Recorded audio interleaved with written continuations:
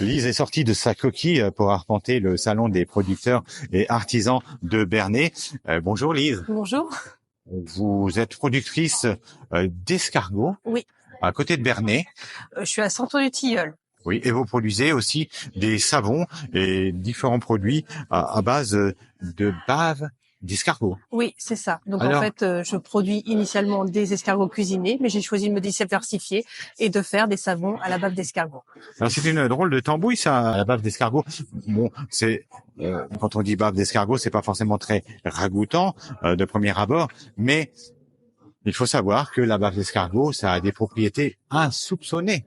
Oui, la bave d'escargot, elle est riche en allantoïne, en acide hyaluronique. Donc en fait, ces deux propriétés, ces deux molécules sont reconnues comme étant bénéfiques à la peau. Et C'est bon pour la peau. Oui.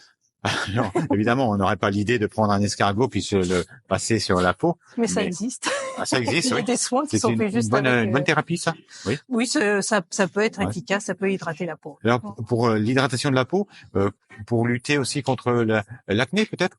Oui, en fait, la bave d'escargot peut être bon pour l'hydratation, pour l'acné. Ça peut être aussi pour tout ce qui est eczéma, psoriasis. Alors, je vois, il y a des petites notes là. Quand un escargot rencontre un géranium, et qu'est-ce qu'il fait? Alors, il paraît que tu es Régénérante. régénérant. Oui, parce que j'ai mis de l'huile essentielle de géranium dans ce savon-là, et l'huile essentielle de géranium est reconnue pour ses propriétés régénérantes. C'est un petit mélange. Vous exercez depuis combien de temps? Depuis 2019. 2019. Vous êtes à Saint-Ouen-du-Tilleul. Oui. Exactement. Voilà. Oui. Et vous écumez les salons comme celui-ci? Alors, les salons comme celui-ci, c'est le premier, mais d'habitude, je fais beaucoup de marchés ou de marchés artisanaux. Voilà. Et donc, vous produisez des escargots aussi pour la consommation, hein? Oui. Ouais. Oui. On élève 150 000 escargots sur Saint-Ouen-du-Tilleul et voilà. La principale activité, c'est la transformation des escargots. Quelle espèce d'escargot? Le Bourgogne? Non, le gros gris, on élève. Gros gris? Oui. C'est celui il est plus savoureux peut-être? En fait, le Bourgogne, c'est un escargot qui est sauvage. On peut pas l'élever.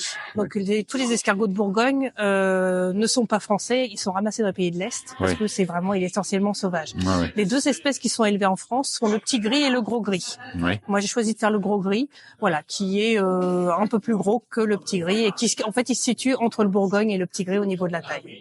L'escargot rencontre un certain succès sur les tables des restaurants ici.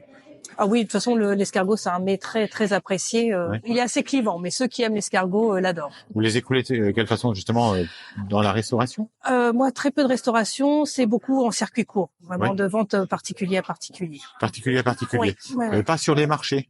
Si, sur les marchés, oui, sur des marchés. Après, moi, je suis plutôt du côté de Sotteville ou de Bourteroulde. Et après, je navigue un peu là où on m'invite, à droite, à gauche. Ils sont déjà préparés hein, quand vous les vendez. Oui. Donc, on n'a plus rien à faire. Hein. Non, oui, juste à les mettre au four. Persillé avec de l'ail. Avec de l'ail, je fais le beurre traditionnel, ail et persil. Je fais aussi au piment d'Espelette et j'ai fait aussi au Pont-l'Évêque. On en trouve sur un petit peu toutes les tables maintenant. Oui, c'est vrai que mon problème, c'est pas de les vendre.